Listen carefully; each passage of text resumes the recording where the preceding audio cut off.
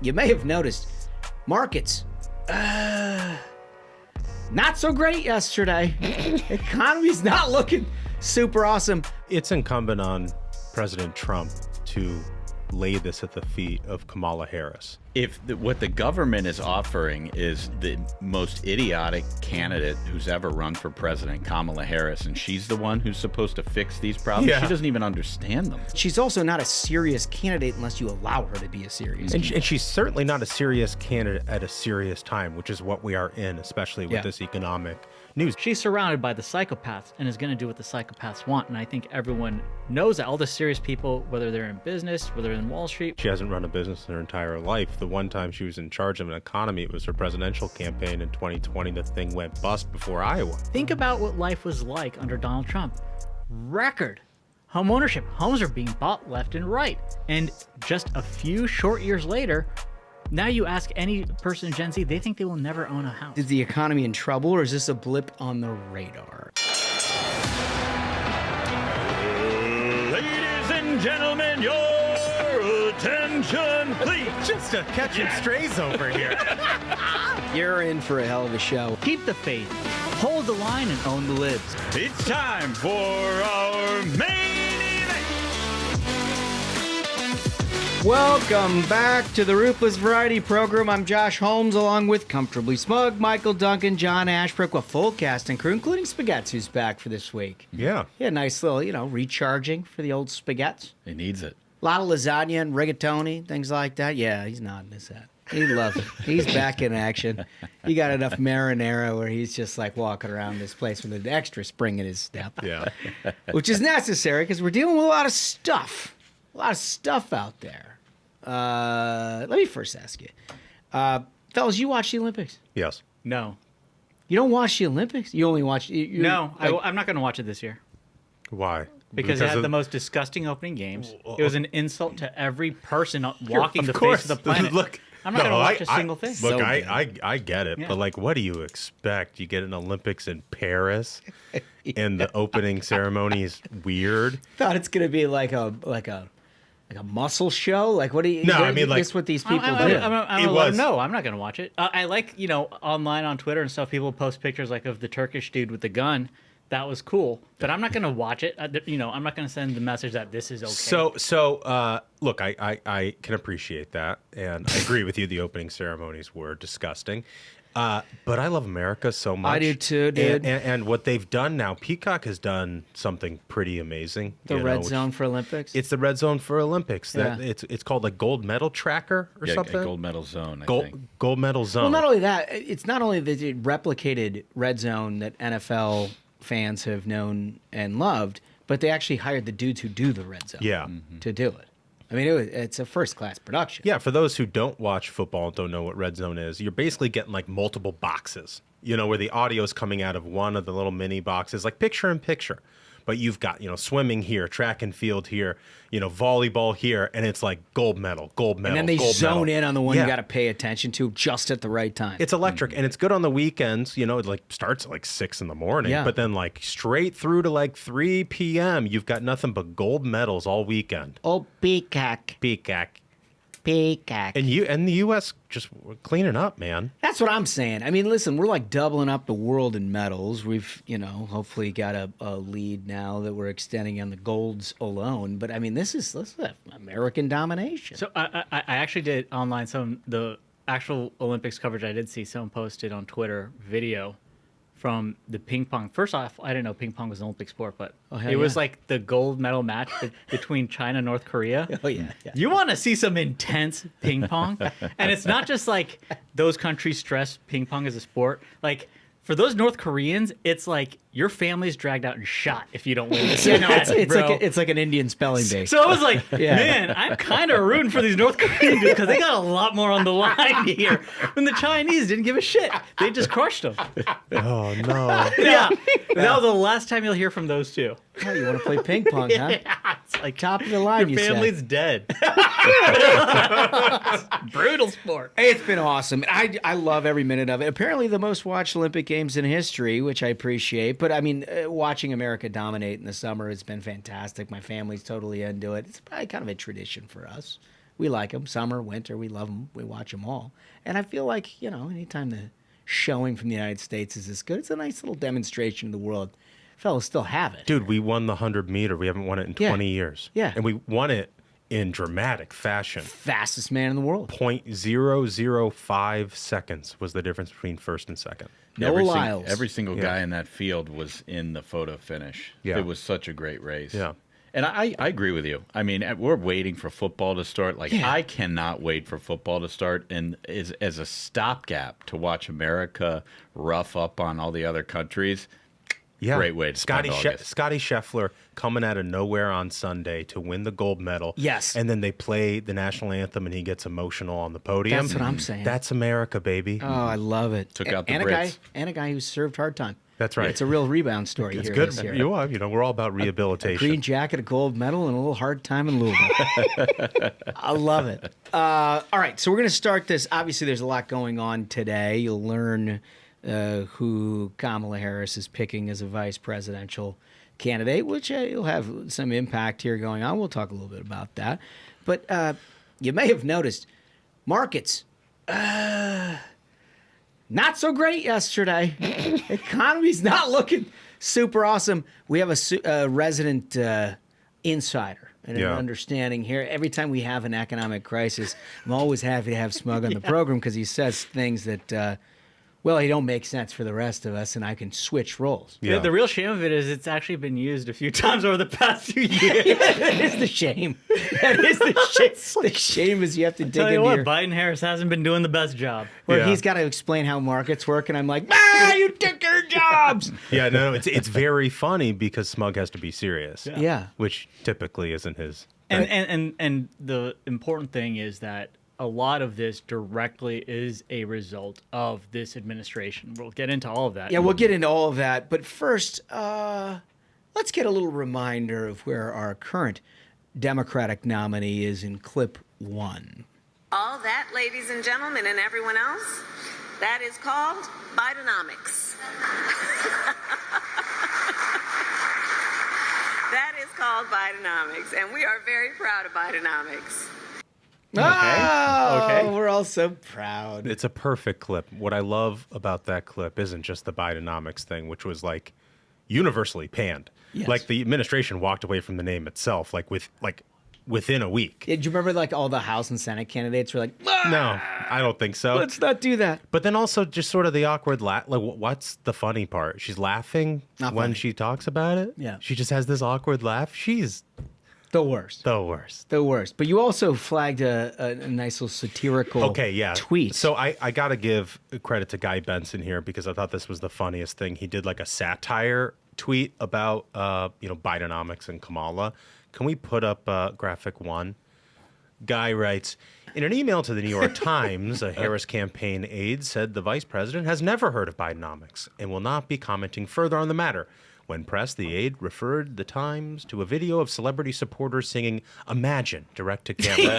That is the most believable. That's the thing, right? That's what makes it such great satire. Is you could think that was real. It's not that far off. In fact, he had to do a clarifying tweet, being like, "No, I was joking. I was being satirical," because people were like, "Oh, I get that. No, that makes total sense." And that's the thing is, it's sad but funny because of how great that joke is. That the media is now in a position where they would put up with that shit. We've seen weeks of their cheerleading for Kamala, but they would be willing to be abused in such a fashion that people are like, yeah, they could probably send them an Imagine video and they're like, okay, fine. Right.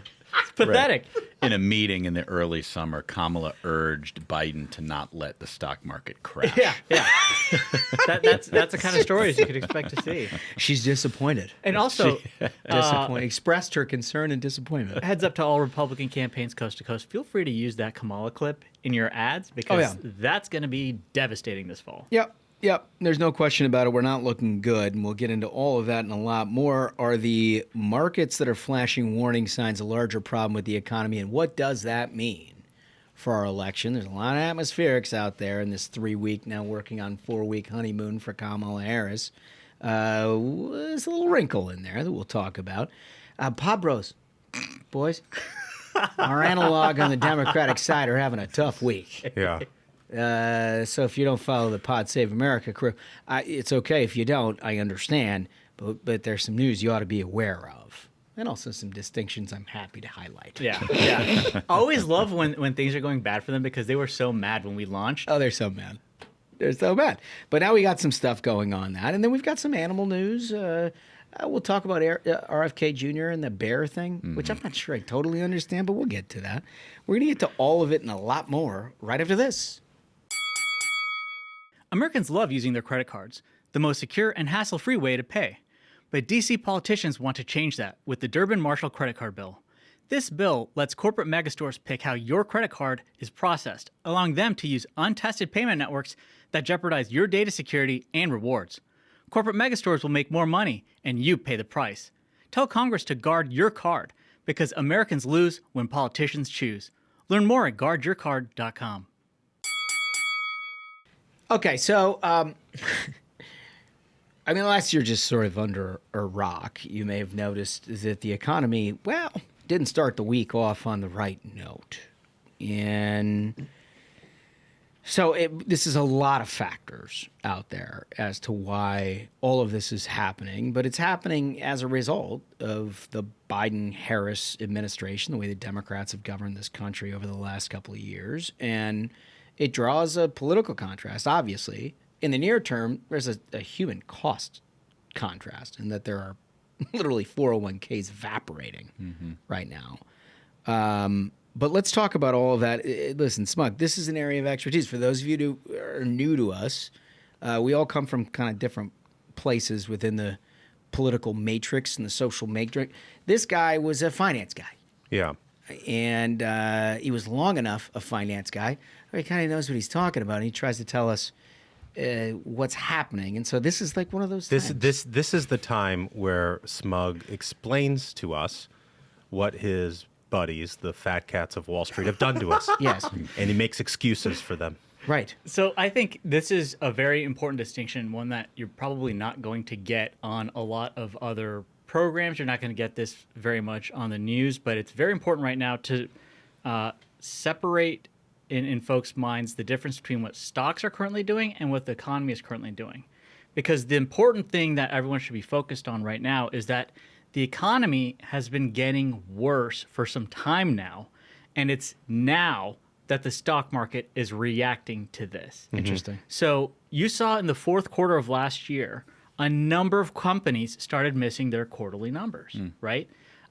You saw jobs numbers were consistently getting revised down. There was an article in Fox News that said initial U.S. employment reports overstated by 439,000 jobs in 2023. Can I ask you about this? Because this has always been something that I'm totally out of my depth on. But I've dealt with it my entire political career. And it's always, I understand that when you go through a quarter and they're doing quarterly estimates that there's a variance there.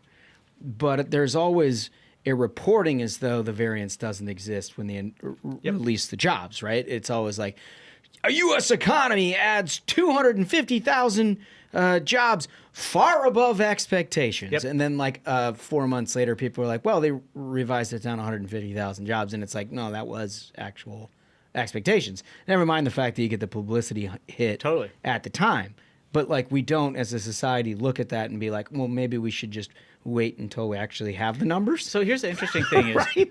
I mean, I don't know. We base decisions kind of about, you probably avoid stock market crashes, so things like that. The variance in the past has been a lot less, much less than we've been seeing. Okay. When you've seen numbers either get revised down or during the Trump years when they were getting revised up, actually more jobs were created. Yeah, they're like, so that this has become a big problem is you've been getting the media and especially Democrats have been hyping. They've been telling you this economy is great. This economy is great. How are you so stupid that you don't understand this economy is great?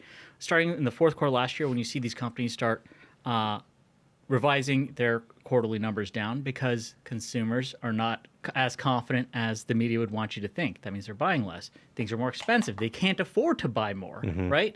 Then you're seeing through this entire year so far, you would think it would be more newsworthy that most of the large companies in this country are having layoffs. And we're talking massive layoffs. Just last week, Intel announced 15,000 people are getting laid off over there, right?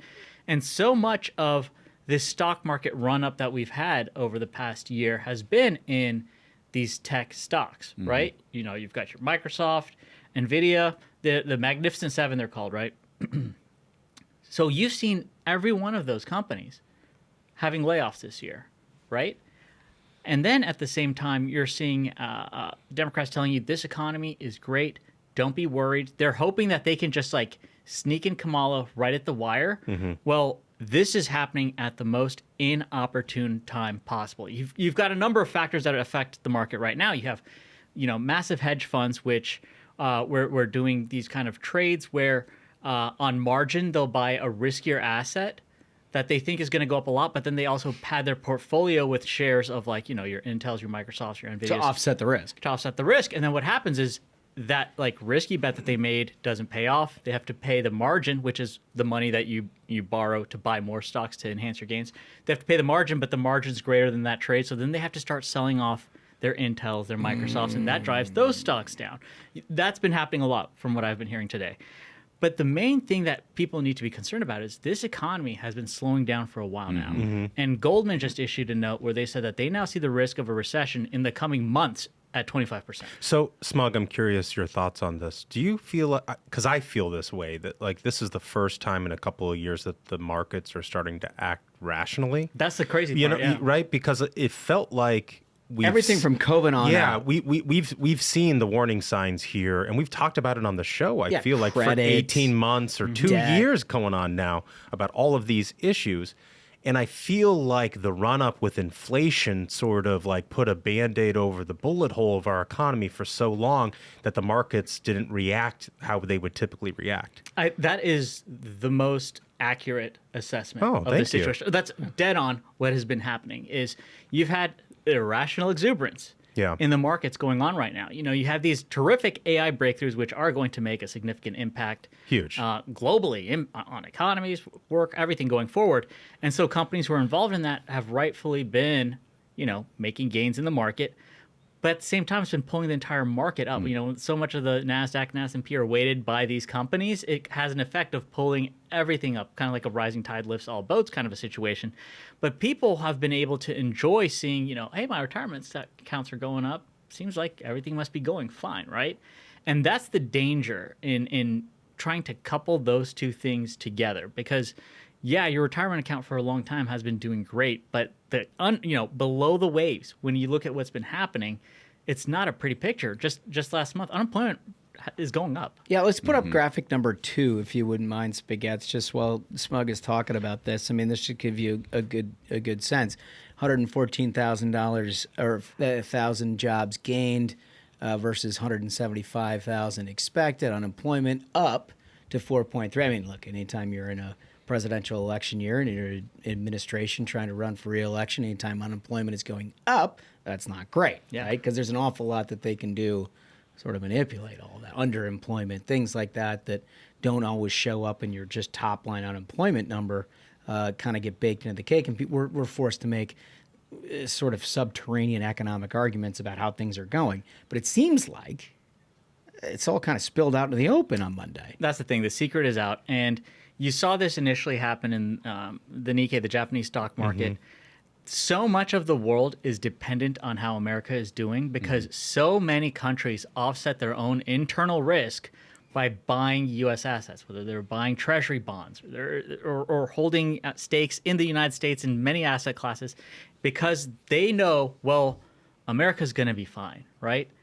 So when other global economies start panicking because they're like, wait, things might, if we're depending on America and things aren't looking great there, oh shit. Yeah, and to put it in context, the Nikkei had its worst day, I think, in history, like worse than Black Monday in 1986 or whatever. Yeah. 7. But to your point about irrational exuberance and your point about the underlying economic indicators, Smug, you aren't the only guy who spent the last 2 quarters looking at those things and acting accordingly. Warren Buffett, we're learning, has spent his last 2 quarters selling a substantial portion of his portfolio.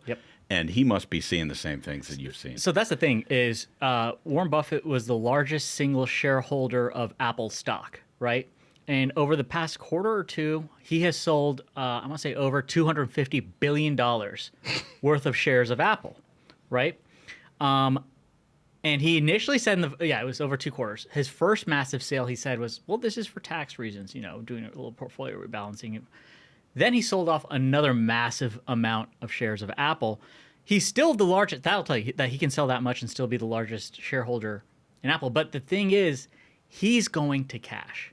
When he has moved so much of Berkshire Hathaway's assets to straight up cash, that's a huge warning sign, because he has been, they call him the Oracle of Omaha for a reason. He does a great job of making moves at the right time. Well, he's also a market mover just by virtue of his existence, 100%. right? I mean, if he's actually dumping stock, whatever it may be, people think he knows something even if he doesn't, but in this case he may. Yeah, like if you see your weatherman buying an umbrella, it might be about to rain. Right. No, I think that's right. Let's put up this graphic 3, and you'll have to talk us through this, Smug, because this one I look at, it's not in a political context, so it makes very little sense to me. But describe to me what it is that we're looking at here. Okay, so this is showing a lot of the discrepancy that we've been seeing in the job market. You've got the blue bar saying that that's the actual economic release values. This entire chart's the U.S. employees on non-farm payrolls, NFP. That's the number that you typically get in your job reports, right? The easy takeaway to see from this is it's not in a great trend. We're not seeing you're not going in the direction that you want to, and this has been happening for a significant amount of time. What, again, has compounded this is all the revisions downward. Every month. Reports. Yeah, every month. Those red revisions. bars? Yeah. So that difference that's been consistently happening, right, has almost gone completely ignored by the media. But how does that happen? I don't want to be conspiratorial about it. Sure. But how is it the Bureau of Labor Statistics, which typically is they're about as apolitical as it gets, right? You would think. Yeah. I mean, it's not like they have political appointees that change out and run these numbers. They just are what they are. But month after month having the same sort of thing, we're like, hey, we told you there was, remember when we told you there was 200,000 jobs? Turns out there was 40. Well, also a lot of the change can happen when the formulas, the approach that they take to making these estimates is based on an economy from 20, 30 years ago that is no longer, that they would previously be like, well, this is about the time that folks start out and they start their Christmas shopping. That has completely changed. Everyone's most people are ordering it online. You're telling me BLS works on vibes, basically. It's on vibes. I mean, the thing is that but consumer habit has changed, is your point. All of that is changing and very rapidly. If you just think about the way that the consumer, I mean, this is part of the reason that Nike got hit so hard is consumer shopping habits shift so rapidly now. Where, for example, Nike had invested heavily in doing direct to consumer. Use our app to buy our Nike shoes. We aren't going to try to distribute them through Foot Locker. During COVID, that helped. That worked out great because everyone had to shop online. But then you saw a massive swing of people wanting to, post-COVID, shop in person because now it's a novelty. We can go back. And so Nike's caught flat-footed. And then it shifts the other way. So a lot of the data is not agile enough to measure what is currently happening, what consumer behavior is currently looking like. Because it's so macro. I mean, look, you kind of have to with an economy the size of America, and you've got 330 million people, and there are extremely dynamic, both political, environmental, whatever situations. You got to be macro at some level. I guess what you're saying is that the changes have been so dynamic that what you're seeing out of BLS and these other things are just not keeping up with the actual economy. And then what I see the real problem here is that the media shirking its responsibility to present that data, the revised data, to the public because they're too busy being cheerleaders. They see this as information that could hurt the Democrats, and so they don't see any reason to highlight it. Right, not only shirking their responsibility to highlight the revised data, but also to ask the question and publicize the answer to why are you getting it wrong month over month. 100%. What you just talked about is something that should be on the front page of newspapers. That should be an investigative story, but we're not seeing anything like that. It's really sad because, just looking, I was thinking about this over the weekend. If you look at the kind of information that Americans are presented with on a daily basis, I would guarantee, even for our listeners, who are clearly people who are very much focused on following the news, following politics, knowing what's going on in the world, I would bet that those people our very savvy listeners are still subjected to more news stories about here's what the Kamala coconut tree meme means. Here's what Kamala Brat Summer's about. Yeah, what license plate showed up in the Kamala HQ in Philly. Exactly. Right. Yeah. Then they've actually heard about here's why BLS might be missing data. Yeah, which is, it's bullshit. It's how we become a dumber country. Yep. Here's one thing that you flagged in our pre-meeting that I think is extra concerning for me because it's something that I don't regularly consume, but now I'm sort of beginning to understand. Graphic 4, if we can put this up, Spaghetti. VIX, what are we dealing with here? Yeah, so VIX that's a SIBO volatility measure. It's a essentially it's been called the fear index on Wall Street, right? That whenever you see that number going up, it means things are getting riskier, people are getting more afraid. Now you look at this spike that we're at currently. I mean, it's spiking by 40 points. Yeah, it's a spike that is so high. The only spikes higher are right at the beginning of the pandemic and the 2008 financial crisis. I mean, that is like a wild look to me at all of that. And, you know, even if you look at some of the other little spikes, I could probably index that to like Obamacare or, you know, world events that are incredibly significant in the long and short term impact of our economy. Or the American economy being downgraded. Remember that happened in like 2011? Yeah. I mean, all of those things are so what scares me the most about this is you've got a shorthand risk fear index that the only sort of parallels are 08 and 20. And yet the American people, by and large, although they don't feel good about the economy, are not in a panic state. It just means there's something subterranean there where people are not only in a panic rate, but in a significant, concern about the long-term viability of the American economy. And that the VIX measure is extremely credible. It is used as, it's like a rule of thumb for folks who work on Wall Street. You take off what the current VIX number is, and everyone understands that's good as gold. So when you see that is moving, that means a lot. And a lot of algorithms that are doing trading for many of these firms that use just algorithmic trading, a lot of their basis of what to do is input by, well, if the VIX is at this rate, sell, or get out, or this means something bad is happening. You know, it's when you see the VIX spike like that, it is a warning light. I mean, every single rational person who's ever worked in markets will tell you that it's the gold standard for measuring what risk and fear is looking like right now. And you couple that, here's the thing. Like, we've all seen panic markets and all these things in the years that we've been dealing with this, but ultimately there's a difference between a panic market during an economy of sound fundamentals, and then there is a panic market when something's wrong, right? And like growing up in the 08 financial crisis, there was a panic and you're like, oh, well, we haven't experienced this. Like, everybody says everything's okay, and then you find out, like, oh, I don't know, a third of the American economy is mortgaged to the hilt, commoditized, and sold to offset junk bonds. And so now we're like, there's a fundamental problem. The problem that I see with this, when you look at it, is we've not been in a good fundamental space for a long time. You've got inflation that is still ridiculous. They've had no opportunity to try to change that at all. All they've done is fuel the problem. You've got credits and debt. Credit card debt has been month after month hitting an all-time record high. Their only solution was to make taxpayers pay more for other people. Yeah. And there's nothing to rest back on to say, like, nope, we're okay. Yeah, I think, like I've been saying, is for folks to understand that this has been going on for a while. Think about the little bits of news that you've been hearing over the past year. When you heard things like, what was it, maybe 2-3 months ago, that McDonald's saying that during their quarterly report that low-income individuals can no longer afford to eat at McDonald's. You know, when you start seing pieces of news like that, it ain't good. That's not great.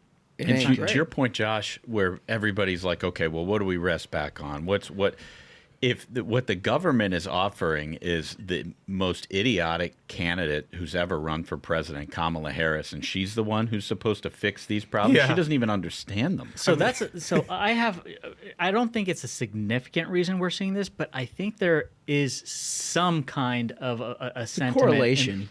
that, you know, seeing Kamala's poll numbers going up, I bet a lot of folks are like, well, that's not going to be great for the economy. Yeah, I mean, she hasn't run a business in her entire life. The one time she was in charge of an economy, it was her presidential campaign in 2020. The thing went bust before Iowa. Yeah. I mean, there is and I'm not saying it's a correlation because I don't know enough about this to know whether it is or not. But as Donald Trump's prospects have raised, so has the markets. Yes. And as they have sunk, so have the markets. And so there's got to be at least a component that is I mean, that can't be just entirely coincidental. And look, former president has not had a good 10-day run. Yeah, no, it just has not been a good 10-day run. I'm with you that it's not entirely coincidental because look at Kamala's record. Look at what she actually supports, not what the media is covering up. This is somebody who wants to ban fracking. This is somebody who is going to completely change the tax structure in this country when it comes up for renewal in 2025. It'll be the first thing that this next president does is addresses the tax bill. Yep. And she, over and over and over again in her career, coming from San Francisco, is a far leftist like our government has never seen in charge. And you can understand. You can understand why people are anxious. There would be a little concern. It's a fact. It's not a matter of opinion that she has voted to the left of Bernie Sanders. Yeah. That is extremely concerning. And it has been an open secret. Also, even scarier is that like Bernie Sanders does it because that's what he believes. Yeah. She doesn't because she doesn't know anything. Yeah. It's like, well, that's where the politics are today, so that's where I'm going to end up over there. And don't think that Hugh's right because she hasn't done that one yet. It's either left or further left, and it depends on what she needs to do. Yeah, and she's surrounded by the furthest left-wing psychopaths. She hired Brian Fallon from Fix the Court. They're the court packing left-wing dark money group. He's her comms director. So like, she's surrounded by the psychopaths and is going to do what the psychopaths want. And I think everyone knows that. All the serious people, whether they're in business, whether they're in Wall Street, whether they're VCs. I missed that. When did she hire Fallon?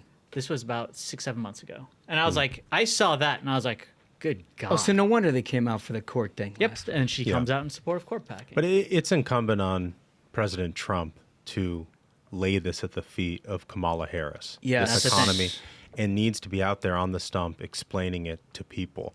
Like you said, Holmes, it hasn't been a great 10-day run. I mean, it's been as bad as it's ever been. Kamala Harris is going to, select one of these swing state governors or whatever to be her running mate. And Donald Trump last weekend was attacking Brian Kemp in Georgia, a swing state. Yeah.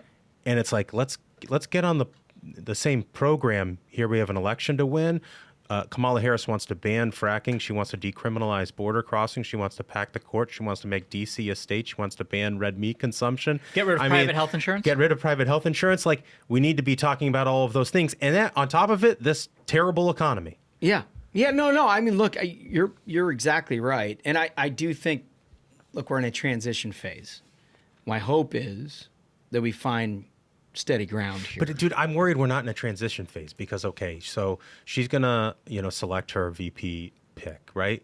And then it's gonna be glide path into the convention. And I would just point out, as of today, absentee ballots in Pennsylvania go out in 40 days. 40 days. Good reminder. We don't have the ability to wait around till election day for everybody to get the idea that Kamala Harris is a crazy person. Like, we are running out of time to define her, and like, it needs to be the singular focus of the Trump campaign, and everybody else needs to get an oar in the water. No, you're right. And look, we don't do sycophancy here on the Ruthless Variety program, so we'll tell you like it is. This has not been good. One of it, like the first part of it, is obviously stuff you can't control with them switching out a nominee. Right. The inevitable media love fest that's happened for Kamala. The ability to go switch positions on long-held things that are dead letters with the American people without any sort of critical review whatsoever. A VP pick and a DNC, all that stuff. Like, you figure you're in for a bad run. But then not focusing on this stuff and try to pick fights with fellow Republicans is not great. It's not great. I don't love it. I'm hoping that they can get back on track on it, because the contrast on that, I have to believe, does have an effect on this larger piece that we're talking about. I mean, Kamala Harris has no qualification to be president of the United States. We've talked about it for 3 straight shows. She's absolutely terrible. All the positions, everything be damned. but she's also not a serious candidate unless you allow her to be a serious candidate. And she's certainly not a serious candidate at a serious time, which is what we are in, especially with this economic news. Donald Trump leads sometimes by double digits on who do you trust to handle the economy. Like, he needs to press his advantage on that. So jump on that. Yes. Just look at what we're dealing with. Play clip number 2. Let's play clip number 2. You get a little flavor. So this is Kamala and Joe wandering around an airfield? No, so this is when the Russian prisoner trade happened, right?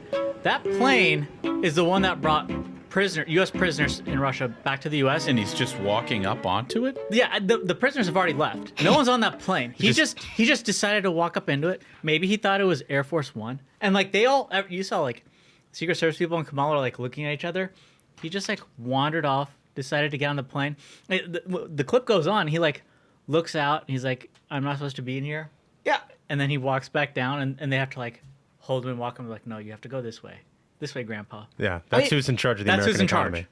That was from Kate Hyde, by the way, who tweeted that clip out. I mean, that's who's in charge.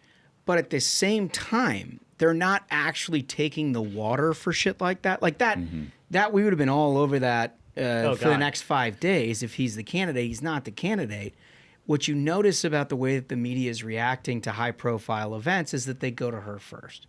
And she does sort of a canned, no question and answer. Right. But sort of a canned statement as though she's president of the United States and all of these things are happening, whether it's a prisoner release or whether it, there was like 2 or 3 things that happened last week that were arguably favorable to her political situation, where they went to her as though she was running. As if she were president of the United States. Yeah. And so, like, they do that, and then they got the old man wandering up the stairs into a foreign plane. Like, what is he doing, bro? Like, what the hell was that?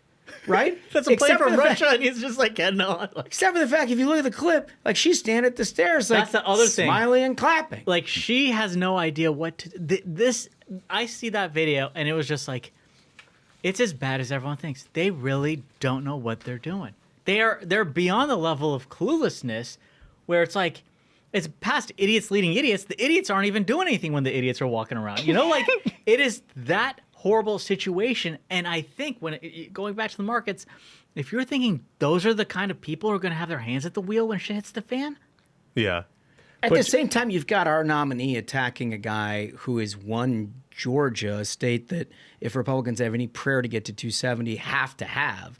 The only guy that has actually built a infrastructure to win that during this modern era, like that's what he's focused on. Like you can understand from an economic standpoint, if you're not a political scientist and you're just like do economics and you look at these 2 records and you thought, there's a good chance we could get Donald Trump back and actually have a reasonable economy. You look at these 2 things juxtaposed to each other and you're like, I don't feel great about this. No. And the last thing I want to add is, so the chairman of the Federal Reserve, Jerome Powell, is not very well respected on Wall Street, even in politics. He has a reputation of being a pushover, that like when it comes to politics, you can push him to do what you want. He's soft. And my worry is I would not be surprised that at the behest of the current political environment, meaning Democrats being like, we can't have a bad economy. Rate cut. Yeah. Do the rate cut now. It's sad, but it would not surprise me if he did an emergency rate cut within the next week or 2. Can I take 2 seconds on this? Because I think this is important. Part of the reason that I think that there's been such irrationality with the markets, and this is not my line of work, but if you talk to financial advisors and people who do this for a living, they've assumed a midsummer rate cut, in part because of politics, in part because they think that we may have turned the corner on the inflation. Now, we found out in the last couple of months we didn't turn the corner on inflation, not even a little bit. And so it shouldn't have been a surprise to most people that the rate cut wasn't happening. But the fact that it didn't happen, it feels like a whole bunch of the market had banked on that. Mm-hmm. And I think it was also, I remember Drew in the office, and I've been having interest rate discussions for a long time now. And last year you had a lot of financial types who thought we were going to have 9 rate cuts in 2024. And I told them, this was probably in September of last year. I was like, that is the most absurd. It's insane. Insane thinking that we're going to have 9 rate cuts in the next year. And we didn't. And that should have told folks that inflation has not been beaten. Okay, like it is still a persistent problem when Americans can't afford McDonald's. This is a huge problem going on right now, and I would not surprise me if Powell gets bullied into an emergency rate cut, and that shows that, like, man, if you're gonna let political reasons push you around, and he's been known to be soft and get pushed around on it, if Kamala is able to push him into that, it's like.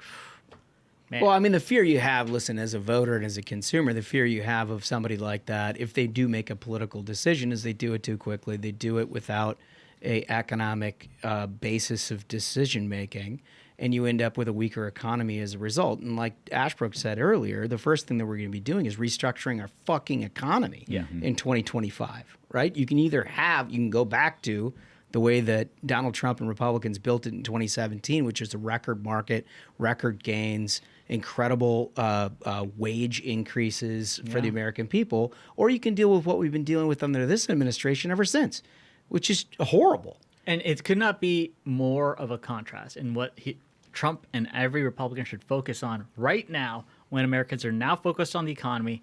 I mean, think about what life was like under Donald Trump. Record home ownership. Homes are being bought left and right. And just a few short years later, now you ask any person in Gen Z, they think they will never own a house. Yeah, it's a rough deal. The housing thing is a underlying thing, particularly for younger generations. So we will get into all of that, but we have to ask you a question because we always do this. Remember, you got to like and subscribe. If you wish to opine. That's like right. and subscribe if you wish to opine. Remember, just hit that like right now if you can, because that's an important thing for other people to see this discussion, which we think is kind of important. We understand it's veggies up front here today. But you got to know this stuff because, I mean, honestly, it matters to you. If you took a look at your portfolio, it ain't great. Don't log in. Don't log in. Don't log in. So our question of the day is the economy in trouble, or is this a blip on the radar? And we'd be interested in your hometown perspective on that, because you can get the macro stuff from New York, D.C., L.A., San Francisco, but like what it looks like in your hometown, we can't. And that's what stuff that matters to us, so we like to read it. We're going to get to all of your comments from last week's discussion right after this. Folks, let me tell you about my friends at Americans for Prosperity, America's largest grassroots organization. Americans for Prosperity is out there every day fighting for you. Their goal, reignite the American dream. AFP's priorities are simple: secure the border, end inflation, make energy more affordable. And AFP gets results the old-fashioned way, through grassroots activism. They bring together like-minded conservatives, turning them into a grassroots army, and defeating the left's terrible big government agenda in the states and in Washington. And that's where you come in. With the media, celebrities, and universities stacked against us, it's the grassroots that will help us win. So please find an Americans for Prosperity chapter in your state and get in the fight. Go to americansforprosperity.org. Okay. So last week we asked you, what concerns you most about a possible Harris candidacy? And the funny thing is like asked and answered on Monday of this week, right? Yeah. The correct answer is the economy. Just look around. Look around. But we asked you about this, and we have some comments that we'd like to read because I think they're indicative of a larger group. We read them all, of course. Let's start with The Voice. What do we got? Yeah, and remember, as you said earlier, Josh, if you'd like your comments to be read, like and subscribe if you wish to opine. Mm-hmm. First one comes from Catherine G., and I love this one. She says, a Harris win will be the end of America as we know it.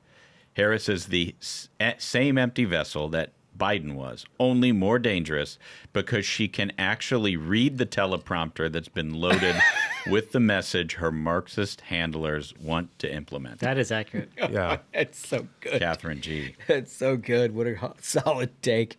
Comment 2, Dunks. This is from Teacher Mama. I'm pretty sure our small business will not survive a Kamala presidency or another 4 years of any Dem presidency. We were thriving until 2022 and are on life support now. Our industry is an early indicator of the economy, too. We will have a recession may happen anyway, but imagine that Kamala handling in recession versus a Trump handling. Yeah. Mm-hmm. Yeah. No, I mean, look, that's stuff that just happened before all of this happened. I would say that's a very Right? good comment. Teach your Turns mama. out she was right. Yeah. Feels like you are the right person to be educating the next generation of Americans. I want to know what teacher Mama's invested in right now because I'd like to tail her. Yeah, she should come got back, some good with it. ideas. Come back to us in Yeah. the likes and comments about where your portfolio is. Who needs Warren Buffett when you got Teacher Mama? Hopefully, yeah. It's definitely not in the union pension, I'll tell you that much. All right, next one. Comment 3. This is from Jim Doc USA, and they write, "Foreign policy is by far my chief concern if Harris wins. If the Republicans can hold the House and win the Senate, domestic policy lunacy can be fought.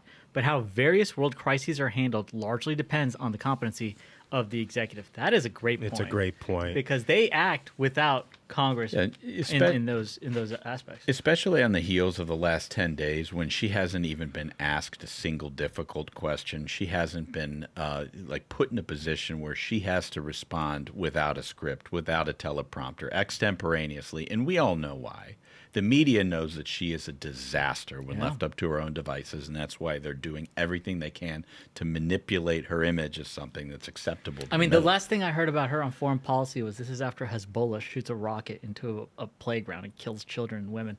And she said that, like, my concern is Islamophobia in the U.S. It's like, oh, my God. This is Jesus. If this person is going to be in charge of foreign policy, I mean, that's beyond a mess. No, it's beyond a mess. But I mean, look, what they're doing, and you have to understand, the way Democrats run the country and how smart their politicians are entirely divorced from how effective they run their campaigns. Like, you need to understand that you can't just look at how dumb Joe Biden is, how horrible his economic and foreign policy have been. Kamala Harris can't complete a sentence without a circular reasoning. It just goes down the drain as you're watching it. And like you're in hysterical laughter because you think it's a joke, except for it's not. Like all of that would lead you to believe that these people are totally incompetent. But they run campaigns really effectively, in part because they unify all of the establishments in America to act as an echo chamber. Mainstream media, Hollywood, certain aspects of the financial sector until yesterday. I mean, it just is what it is. Right. But they're actually pretty good at it. And what they're doing with Harris is they know damn well that if they put her out to do a long form interview, I don't care if it's with, eventually they'll do the 60 Minutes thing. Mm-hmm. Right? This is how Democrats operate. Eventually they'll get to a point where it's like, well, it's their coming out party. She's now going to go sit down with whoever she picks as a VP in front of Scott Pelley or, And Scott Pelley will be like, what's your favorite ice cream? Yeah. But they'll act the way, and I've sat with principals who've done 60 Minutes and they film like 2 hours of stuff and then they cut it down. Yeah, right. And this is the key point. In the 2 hours that they film, like there's plenty to work with there. But what they cut it down is, this is just what you. If you're a Republican, they're going to film like the time that the press secretary needs to rush in because like nothing that you're talking about is anything that the interview is about. And they'll be like, well, in an unbelievable situation, shaky camera, and I can't believe it. But if you're a Democrat, like have no fear because anything that you say is completely insane. It just goes back into, well, we didn't feel like the audience. This was it's cutting the floor. Yeah, this is, and that's what we'll do. That's what exactly right. will do.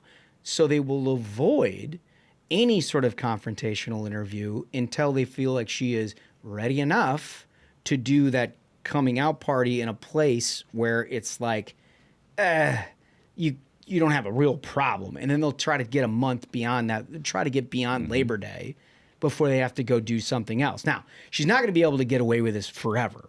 And whatever she ends up doing, their hope is that she's like 80% of what they need her to be. They'll hope that ballots are already out in Pennsylvania. Right. That's the plan. That's the plan. That's the plan. So, like, don't think for a second it's just like, well, they're not, this is unfair. She's not answering questions. Like, no, it's all by design. This is what they're planning on doing. And there's no amount of pressure that we can provide, particularly as her poll numbers are rising. Like, this is incumbent upon the Trump campaign at some level to just start driving this thing through the mud. And like, I put this back in the whole discussion of like, why do we have a debate in June? Well, there's a lot of conspiracy about like, well, they wanted to do it just to make sure that if they needed to switch out candidates, they had time to do it. In retrospect, that looks like a worthy theory. I'm telling you, the fact that they negotiated entirely on their own with CNN and basically dared Donald Trump to do it, what they were trying to do is get through a full summer that they knew they couldn't handle of Donald Trump saying, this guy won't debate me, and then having to get into a format that they didn't pre-negotiate in the fall, knowing that they had the liability that showed up in June. So they didn't actually expect him to say yes to it. But when he said yes, they were fucked. Yeah. She is in a situation that's a very similar situation where she's trying to buy time to get the ballots. Bingo. To try to get as far down the road as you can where the momentum is enough where you can't at least have what Biden had, which is the Democratic left pulling off of it. I mean, again, our whole methodology here, and Duncan, we've talked a lot about this, Donald Trump's ceiling is 48 in all of these states. All of them. That's not going to change. Didn't change when Joe Biden was on his last legs. The only difference is that Joe Biden was at 41, 42. So if they can get back to a basic Democratic base, you're at parity. And then if you can eliminate third-party stuff, which, by the way, RFK Jr. has gone from 15 to 3 on ballots over the last 3 weeks, all of a sudden you are forcing the general electorate to pick between somebody they don't like and somebody that's kind of new. And if you haven't seen anything that's offended you yet, well, maybe we go with her. Well, I think you're exactly right. Gives her a puncher's right. chance. You're exactly right. We might call you the Oracle of Minnetonka. Because, friend, even right down to the 60 Minutes interview, you know that's going to happen. They're going to leave all the bad stuff on the cutting room floor. The one thing I'll add is that as soon as she gets a vice president, that's the person who will do the talking for the ticket. They know that she can't carry a conversation. They know that she'll embarrass them every time she opens their mouth. So they're going to roll out Josh Shapiro, and Josh Shapiro puts sentences together, and they're going to be like, look at him. He's already answered the questions. Kamala did her interview with 60 Minutes. She's doing rallies. She doesn't need to answer questions for the press. The press is going to cover for her. Well, and they'll also say, well, she's governing. They'll pretend like she's president. Right. Like, oh, she's in the Situation Room this afternoon. Sorry, no time, fellas. Right. That's exactly right. Like the idea that this woman's ever sat in the Situation Room and made a serious call. Right. You know what I mean? Right. Or maybe she has. I don't know. I saw that pier. God, I saw that pier in Gaza. Maybe that was a indication. I mean, for real though, it's like that's what they're gonna do. So I don't know, Duncan. Like, what do you see about this? Yeah, it feels like the Biden basement strategy by other means. Yeah, that's what it feels like. Buying time to the convention. Can you believe we're in this situation? Yeah, this is tough. It's going to be a tough election. I want everybody listening to this to understand that. It's like, you know, her greatest strength isn't a single thing that she has done. You know, it's that Joe Biden was terrible and so bad, historically bad with minority voters and young voters that she now looks great by default. Yeah. And her other greatest strength is that she's unknown by about 30% of the electorate. They haven't really formed an opinion of her. And they feel like if they can run out the clock until ballots go out, they have a really good chance of meme it up of winning this thing. So, I mean, we've said it twice. We'll say it one more time. It's just incumbent on all Republicans, including President Trump, to be laser focused on her record, because otherwise we don't stand a chance getting the word out, because the media is certainly not going to help us. No question about it. That's it. Got to hold her accountable, because like her record is trash. Worst record you could possibly have running for president in the United States of America. Well, the thing you said last week, Smug, that I thought was so great about the fracking thing, right, is like, you know, the media wants to hand wave past that and be like, oh, well, you know, people are allowed to change their minds. Sure, okay. You know, not to mention she's like, I studied this a lot and I'm absolutely sure I want to ban fracking. You know, she said that, and now she wants to flip-flop on it. But what you said last week I thought was so a smart take, and it's one that Republicans should use, is like, it isn't just rhetoric, right? No, it's what you did. She was Biden's running mate, and they limited leases on public lands for energy production. Exactly what she said. They did the thing. She said, we'll start with public lands. Yeah. And that's what they did. Liar. So she's a liar. Yeah.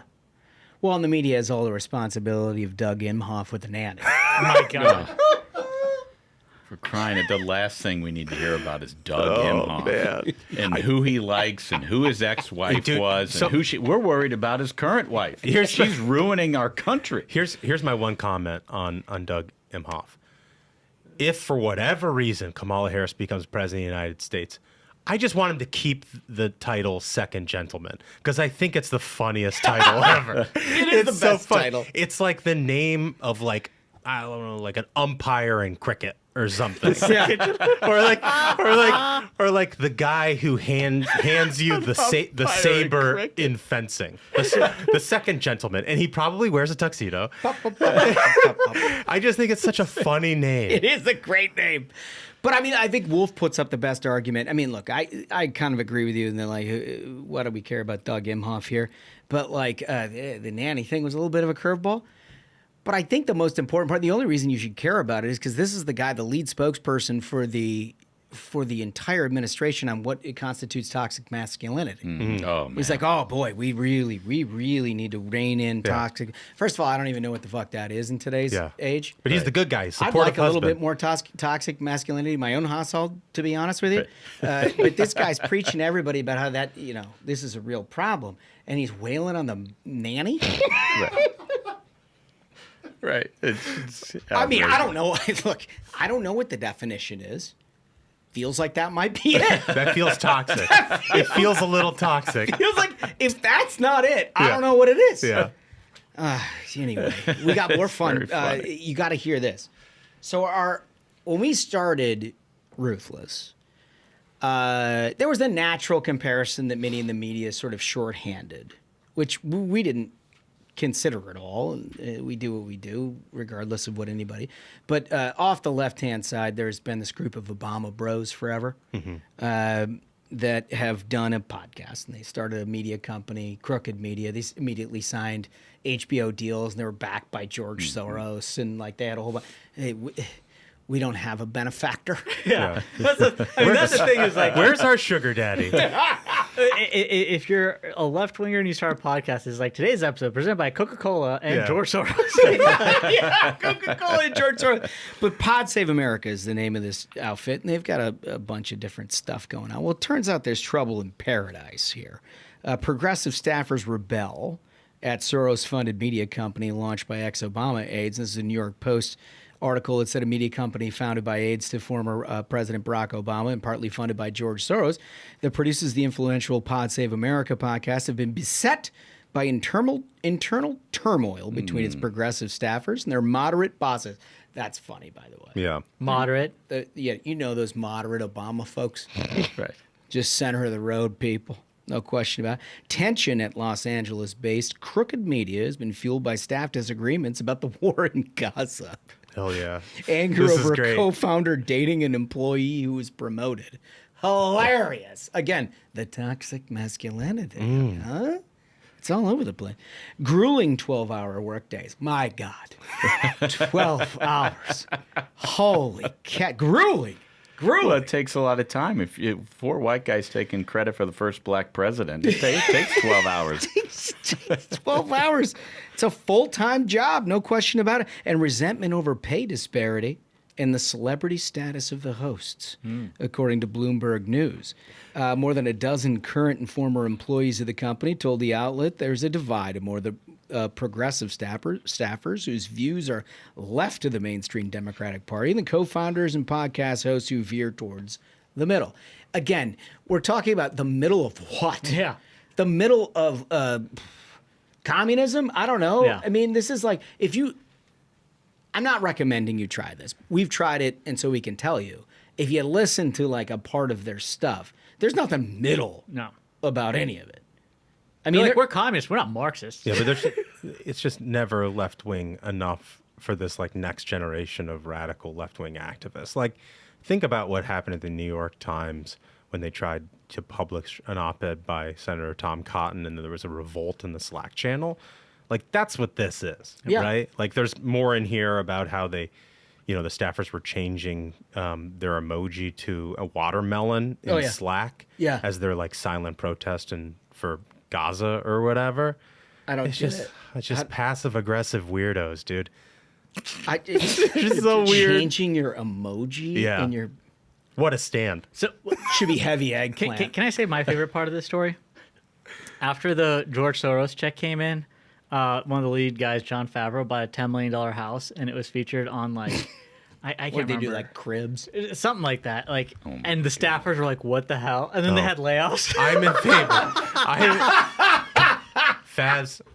Favs, get that money. You get it. What a great hustle, You dude. earned it. You wrote speeches for the most gifted politician in modern history who can speak eloquently. I'm sure it was well written in crayon. Yeah. No, seriously. I mean, he could like read a Dr. Seuss book. I and know. People be like, yeah, that's great. You're But like, I mean, well, I would have job such well done. job satisfaction if I got a check from some billionaire and fired a bunch of lefties. I'd be like, mission accomplished. Well, dude, so you have nothing to feel ashamed for. So it says that it received millions of dollars from pro-democratic donors, which is I find hilarious. Again, no benefactors with this Friday program. Anything you're seeing and hearing, it ain't bought and paid for. I can guarantee you that. But I'd be willing to be. Yeah.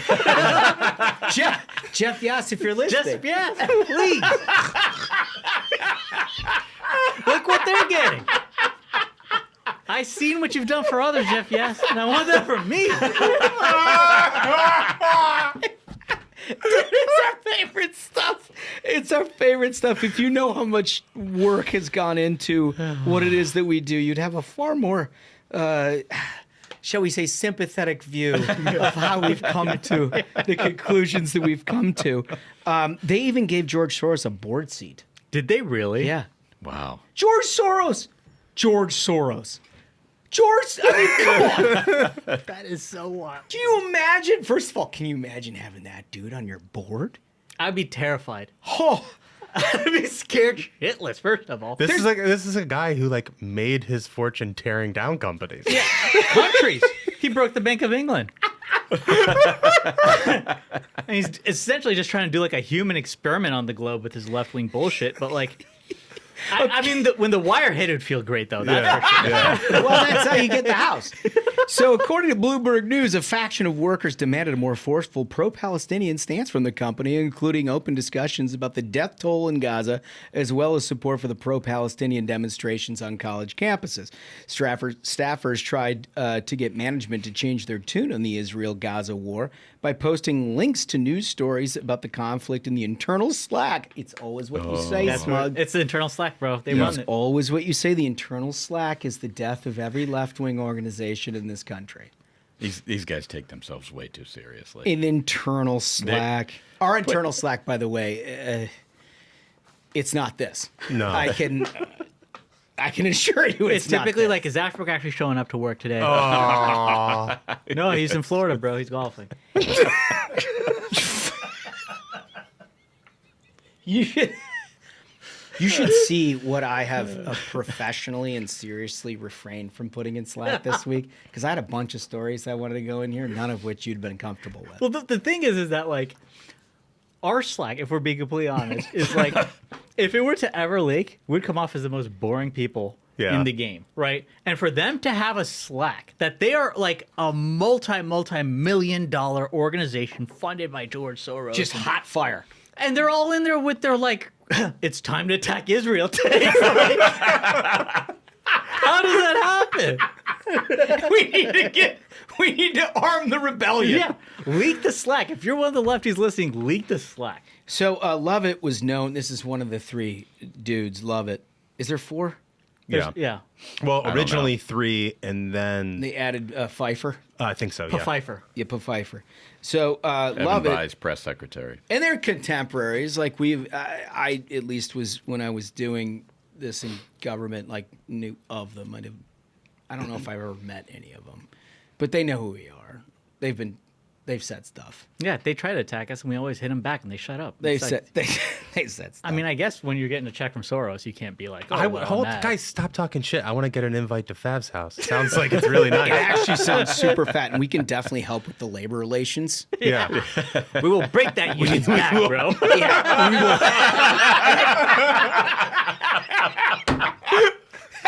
So Lovett was known to be dating a staffer who was promoted at least 3 times in the last 2 years. Oh, man. That is so good. The best part about this is it's in the backdrop of Me Too. Yeah. It's the left thing, and they're like, well, I'm going to be promoting my girlfriend again. Everything Dems and the libs attack Republicans about, you can be sure they're guilty of themselves. Because it's an insecurity that they have in their own lives. Like the rest of us, I don't know. Like I'm sure we do things that are not perfect in our lives, and we sort of grapple with it as our lives, and you just try to do the right thing. Anytime you see the left out in unison for something, it's because that they are the worst. They're telling on themselves. They are the worst. Just look at Doug Imhoff wailing on the nanny, and then he's like, "Oh, toxic masculinity is a problem in our society." It's a perfect example, right? And I don't know, love it. He could be a terrific guy. Seems like there's at least elements in here that I appreciate. You know what? I actually think he's. I think he's actually kind of funny. Well, I've seen him on stuff where I actually do find him funny. Yeah. I mean, he's got a comedic timing, which I appreciate. I mean, his and politics of course, because you're a left-wing guy, insane. you get to go on like all the late-night shows and whatnot. Like, can you imagine if they put the four of us on like fucking? In 30 seconds, they're going to commercial break, and we're gone. Yeah, they'd be like, "That's it." And fire the producer. They'd cancel us faster than Shane Gillis. Totally. She had a rapid rise through the ranks that left other workers embittered due to the difficulty of gaining a promotion at the company, according to the report.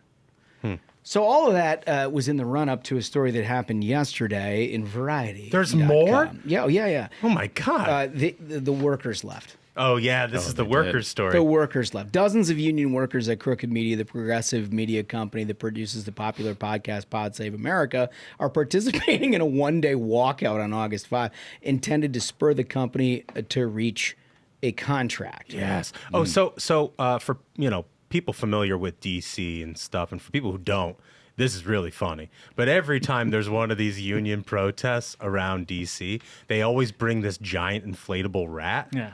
We gotta get the inflatable rat to Pod Save headquarters, because that is like that would be funny. That would be very funny. Well, so there was a discussion a few years ago about whether you would unionize, which nobody even can say. It's like, I don't know. They're source funded, so maybe they have like a large enough thing where you need to worry about things like collective bargaining. But anyway, they decided to unionize. Well, it's turned out to be problematic for them because the work stoppage comes after more than a year of negotiations between WGA East affiliated union and Crooked Media's management, according to the union. Not great, Bob. Going back to this bullet point where it says that Favreau was reported to have recently bought a $10 million home in Los Angeles, which rankled staffers who thought it went against progressive ideology. What? That is the core that is. of progressive. Like, you look at Soviet Russia, the folks at the top were doing great. Yeah, go ahead and Google the houses of some of those leaders of BLM. Go ahead, check that out. Multiple houses. Yeah. That's the way it works, is they get all the suckers below them to do any kind of work, and the folks at the top cash it in. Like, that's actually how it works. Like, look at Venezuela. Look at Hamas. Like, the dudes at the top cash in, everyone else is a sucker, and they're like, that's not progressive. Well, he's like, bro, this is the playbook. Everybody's got a different way of organizing. We here at the Ruthless Variety program know that if we were to do something wrong in the eyes of Nikki Spaghetti, we'd be under the new parking garage at the Meadowlands. He doesn't need a union. He just comes and breaks our knees. No. And that's the thing. That's part of the beauty of when you get somebody as culturally diverse as Spaghetti. Yeah. That's what happens. Is that you handle these things in your own way. And he's taken a vacation, so he's rested, ready, and tanned. Yeah. As tanned as a half Italian, half Irish guy can get. Which, by the way, you got a little more Irish than Italian in your tanning capabilities. But you look great, and we love to have him here. And you're going to be taking care of union negotiations from here on out. Union works for you. Drinking piss out of the fucking water fountain. All right, so a thing that popped up that you may not have seen that we had, and then I want to do just a moment on it because it's fantastic. So RFK is trying to get ahead of a story that's apparently coming out in the New Yorker, and he takes time to try to explain this negative connotation that's coming out on him to what looks like Roseanne Barr. I think it is Roseanne Barr. Yeah, it looks like Roseanne Barr. Anyway, let's play clip 3. A woman in a van in front of me hit a bear and killed it, a young bear. So I pulled over, and I picked up the bear and put him in the back of my van because I was going to skin the bear, and it was very good condition, and I was going to put the meat in my refrigerator. And you can do that in New York State. You can get a bear tag for a roadkill bear. And at the end of the dinner, it went late, and I realized I couldn't go home. I had to go to the airport. And the bear was in my car, and I didn't want to leave the bear in the car. That would have been bad. So then I thought, you know, at that time, this was the little bit of the redneck in me. There'd been a series of bicycle accidents in New York. They had just put in the bike lanes. And I said, I had an old bike in my car that somebody had asked me to get rid of. I said, let's go put the bear in Central Park and we'll make it look like he got hit by a bike. What? Right. So we edited that down a little bit for time, but I'm confused by a bunch of it. So, like, you could tell by the audio, what happened is there was an incident with a bear where there was roadkill. He put it in his car. He ultimately decided to put it in Central Park and stage it like it had been hit by a bike. The problem is it became like a very big news story in New York. Mm-hmm. Amazing, right? Let's talk about that in a second. And then it became a liability for him because it was like, who would do such a thing? This is evidently a liability in liberal circles. Yeah. I mean, I was like, halfway through, I was like, I'm with him on his thinking. He was like, I wanted to take the bear home and skin it. I mean, I agree. You see a bear get hit by a car and it's dead. That's a free rug. It's very funny, though, that his first thought after seeing the bear get hit by a car was, that bear is in good condition. Yeah, no, he said it's in good condition. Let's load it in the back. I want to load it into the back. Don't waste it. They didn't hit the head, so he could still get the kick-ass rug off the bear. Dude, this whole thing is like clearly like a setup. Like he's just trying to get ahead of the story, and so he puts in this very tight narrative of like, oh, he just happened to have the old bike. And there's a photo of, so it was a bear cub. Yeah, bear cub. Yeah, he's pretending like it's biting him in the back of the thing. But so you're not getting like a real living room rug out of this guy. No. But is it just me? Like I can't. Maybe a bath mat. Yeah, bath mat. It's a bath mat bear. It's a bath mat bear. Feet are always going to be dry when you step out of the shower. Well, it's the kind of thing you'd be embarrassed to put in your home. You shot a baby bear, bro? No. It's not like that. And he's since joked that maybe that's how he got the brainworms, because you know that like bears. They get the brain worms. They have worms. Yeah, they have the worms. I think you had the brain worms first if you try to stage it as a bicycle accident. Yeah. Like, but the funny thing to me is bicycle. like, how is this a liability in the first place? Like he's like, oh, I got to get out in front of this. Like they killed a bear on the road. He loaded it into his back, and then they had a funny joke in Central Park with a bike. And like, to me, I would put that in an ad. Yeah, that's funny. But like, look at my goofs. Look at what a hilarious goof I am. I've got a sense of humor. Nope. But you know, it all came from a New Yorker article that somebody was writing for that magazine, and it proves once again, fellas, that if they are attacking a Democrat, it's in service of another Democrat. Yes. Mm-hmm. So what must be happening is RFK is pulling more vote out of Kamala's column than we really know. Well, it's going down now, but here is all you need to know about that. The reason why RFK is part of the news cycle is exactly what you just said, in that they want this to be a binary choice because they know Trump is at 48. Look at every single poll. I don't care if it's Georgia, Pennsylvania, Michigan, Wisconsin, Nevada, or Arizona. Look at every one of them. It's 48. They know in a binary choice, you're going to get to 100%. You got to control what the turnout looks like a little bit, but they're convinced that they've reestablished a liberal base with Kamala Harris. And so if you get to a point where he's stuck at 48 and it's a binary choice, they like their chances. Mm-hmm. It's the same reason why they wanted to nominate Donald Trump to begin with. It got crazy on him. It slipped sideways when Joe Biden turned out to be an invalid. And it got even more sideways when he couldn't like literally put two sentences together in a debate. But now that that's come back together, the same theory applies. But you've seen Democrats go from 15 on RFK down to 3. Mm-hmm. This is what they're trying to do. Now, 3 may not get the job done. But, like, that's what they're trying to do with the New Yorker, and so he gets out in front of it. My whole thing is, don't think this guy's some, like, right-leaning dude because he put a bear in the back. Mm-hmm. You know, it's funny. It's funny. But, like, the constituency that he's catering to by trying to get out in front of that is the same one who he is, which is a left-wing lib. We're like, oh my God, I can't believe you've handled a bear. Mm-hmm. You know, what a nightmare. Yeah, no, until he starts lighting and heating his home with seal oil, he doesn't get the pass. He doesn't get program. that, and we like seal oil here. You got to club them, right? Renewable resource. It is. Isn't a clubbing the way to handle it? Do you know seals are actually like taking over in the Atlantic near Massachusetts? Yeah, they're bastards. Can you club them legally? Is there a club license? There should be a season. There should be a club season? There should be a season on seals. I mean, there absolutely should. I think if no one sees you club it, maybe it was a bicycle. I think throw it in the back. Because they kind of come quick when they get up and they start. Oh yeah, you around. see them. They're bastard animals. They kill penguin babies. They're asking to get clubbed. But like you got to be a little bit of an athlete to just. Yeah. Oh, dude, it would be a ball. We got to find somewhere it's legal. Yeah. If somebody has any idea on where you can club seals, let us know. We'll handle it. We'll handle that. Last thing on the variety program, we've saved the absolute best for last. You've watched the Olympics. We've talked about it a little at the top. There was an unfortunate incident where a gentleman was trying to do the pole vault. Graphic 6, if you don't mind. Look what we've done. Look at the tastefulness of Spaghetti's and Wolf here. What happened was a gentleman cleared the pole vault, cleared the bar, was tripped up by something. Turns out it was his hog.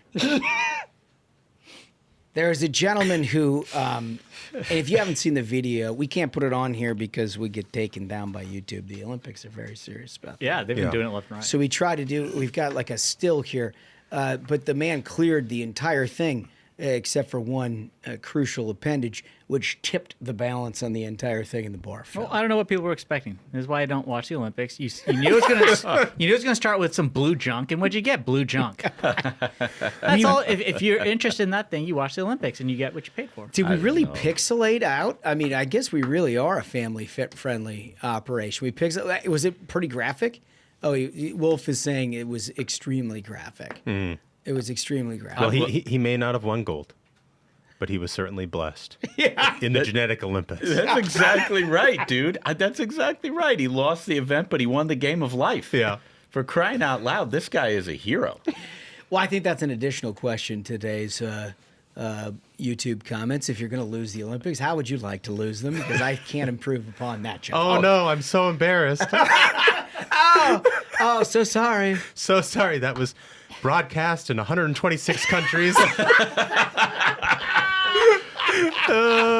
His buddies are never going to let him hear the end of it. All the judges are like, but look at the size of it. Think about the guys in his friend group who have like changed his profile picture on their iPhone to that. Just to that. He's got to be having a good week no matter what. Oh, for sure. Metal be damned. Yeah. Metal be damned. All right, so remember, our question of the day that we'd like your responses to is the economy in trouble or is it a blip on the radar? We're going to look at all of that in the context of where you're from, so make sure you include that. And like and subscribe while you're at it. We've got some merch items up. I think, it's time to probably refresh. We're busy here at the Variety Program, but we should do a little election push.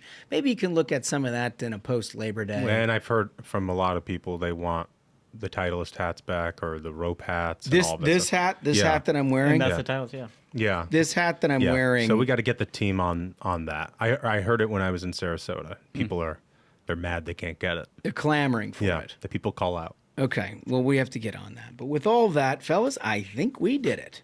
I think so. Absolute banger of an episode. Gentlemen, thank you all so much to the Minions. Remember, like Holmes said, like and subscribe. Do it right now. So, until next time, Minions, keep the faith, hold the line, and own the libs. We'll see you on Thursday. Stay ruthless.